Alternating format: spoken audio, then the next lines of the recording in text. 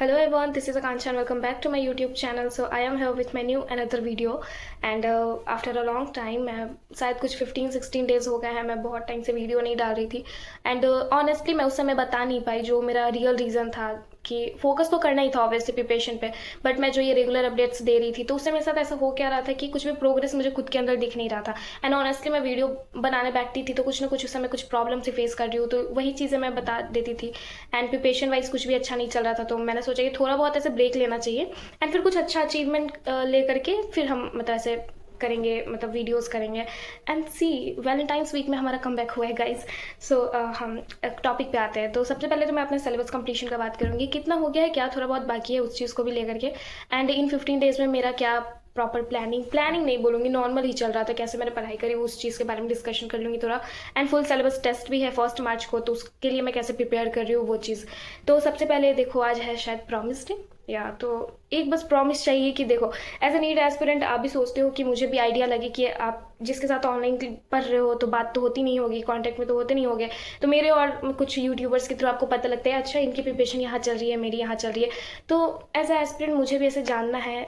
If you want तो please आप comment करके बताना कि आपकी प्रिपरेशन कहाँ चल रही है, किस फेज़ में हो, अभी सिलेबस कंप्लीट कर रहे हो या रिवीजन कर रहे हो या फिर टेस्ट दे रहे हो, टेस्ट में कितने मार्क्स आ रहे हैं ओवरऑल, ताकि एक आइडिया लग जाए कि मैं कहाँ पे स्टैंड कर रही हूँ और कितना बहुत मुझे पढ़ना है। ठीक है, तो उस चीज़ को लेकर के कॉल आ गया था गाइस। सो हाँ टॉपिक पे आते हैं अपने।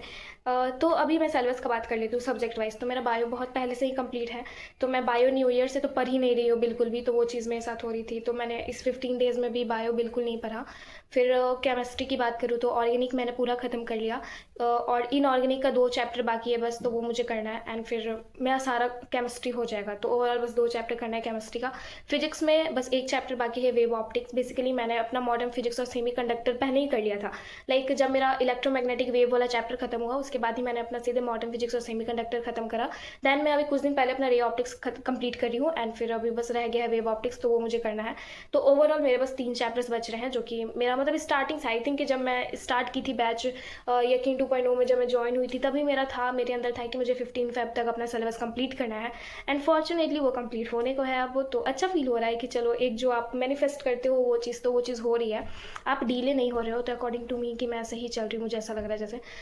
एंड फिर जो मेरा इस बीच का जो इंटरवल का टाइम था उसमें मेरी कुछ ऐसी प्लानिंग नहीं थी। मैंने पढ़ा कैसे, हुआ क्या कि मैं जब 26 को लास्ट वीडियो करा मैंने एंड देन 27 को मैं बिल्कुल भी पढ़ाई नहीं, क्योंकि पता नहीं मैं किस प्रेशर में थी, कुछ और ही मैं फील कर रही थी, मुझे समझ नहीं आ रहा था कि अभी मैं क्या करूँ क्या करूँ, फेब आने को है।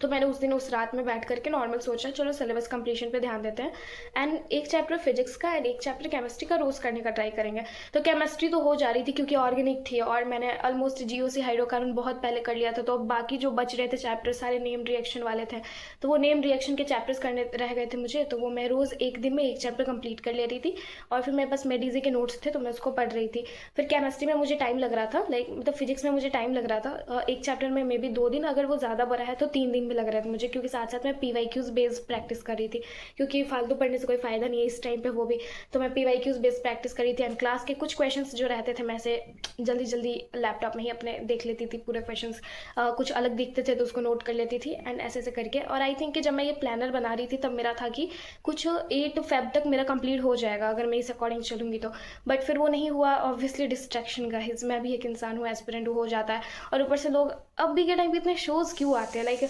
ऐसे ऐसे शोज आ रहे हैं ना, मतलब मैं इस शुरू से देखते आ रही हूँ, नाम क्या ही लेना या, तो फिर तो उस चीज़ को लेकर के थोड़ा ब्रेक लेने के चक्कर में 2-3 घंटे मेरा टाइम चला जा रहा था उधर, दैट्स वाई मैं थोड़ा ऐसे स्लो हो गई और अभी मैं यहाँ पे हूँ, वरना अभी तक मेरा फुल सिलेबस हो गया होता कंप्लीट। तो बट फिर भी ठीक है, अपना करेंगे, डिस्ट्रैक्ट नहीं होना है। अब रही बात रिवीजन का, तो रिवीजन का भी प्लान मेरा कुछ ऐसा प्रॉपर मैंने सोचा नहीं है, बट मेरे माइंड में ये क्लियर है कि 1 मार्च को मेरा फुल सिलेबस टेस्ट है, जो कि मेरा पहला फुल सिलेबस टेस्ट है, और आई थिंक कि जैसा भी होगा मैं एक्सेप्ट करूँगी, क्योंकि पार्ट टेस्ट में भी मेरे कुछ ज़्यादा अच्छे तो आते नहीं हैं, कुछ 550-600 का अराउंड आते हैं, बल्कि इतने अच्छे से करने के बाद वो आते, तो मैं फुल सिलेबस से क्या ही एक्सपेक्ट कर सकती हूँ। तो 1 मार्च को मेरा वो टेस्ट है एंड मैं उसके लिए प्रिपेयर, ऑनेस्टली बताऊँ तो मैं 100% तो नहीं पढ़ के जाने वाली हूँ। मेरा यही होने वाला है कि पहला जो फुल सिलेबस टेस्ट होगा उसके लिए मैं अपना पूरा बायो पढ़ के जाऊंगी, लाइक अच्छे से रिवाइज करके, जो कि मैं इस ईयर तो बिल्कुल बायो नहीं पढ़ी हूँ, जो मैं 15 दिन बैठ करके रोज़ 2 चैप्टर तो कम से कम पढ़ने वाली हूँ अच्छे वे में, जितने भी हाई वेटेज है स्पेशली उसको। एंड देन अपना फिजिक्स का पूरा 12th जो कि अभी अभी खत्म हुआ है तो ज़्यादा प्रेशर नहीं पड़ेगा, तो उस 12th के फिजिक्स को मैं पूरा कंप्लीट करके जाऊँगी। एंड 11th का जो स्टार्टिंग का जितना भी बेसिक है, काइनेमेटिक्स एंड मैकेनिक्स, ये दोनों पोर्शन कंप्लीट करके, बाकी रोटेशनल वगैरह को अभी मैं स्किप करूँगी क्योंकि एक साथ मैं कितना रिवाइज कर सकती हूँ, और कुछ 15 दिन में टेस्ट भी है। Let's talk about chemistry. तो केमिस्ट्री का ऑर्गेनिक मेरा फेवरेट है, अब मुझे बहुत अच्छा लगता है ऑर्गेनिक केमिस्ट्री, तो वो मैं प्रॉपर अच्छे वे में कर चुकी हूँ, तो उसका थोड़ा बहुत रिवाइज करके उसको टेस्ट में दूंगी। फिजिकल केमिस्ट्री 0% रिवीजन, जब मैंने सिलेबस कंप्लीट करा उसके बाद मैंने कुछ नहीं पढ़ा है रैदर दैन मूल कंसेप्ट सॉल्यूशन के, क्योंकि रिवीजन भी मैं करने बैठी थी तो यही दोनों चैप्टर मैंने बस रिवाइज करा था। और इनऑर्गेनिक अभी चल ही रहा है, तो मैं मान के चलती हूँ कि अगर मैं पहला टेस्ट देती हूँ तो मे बी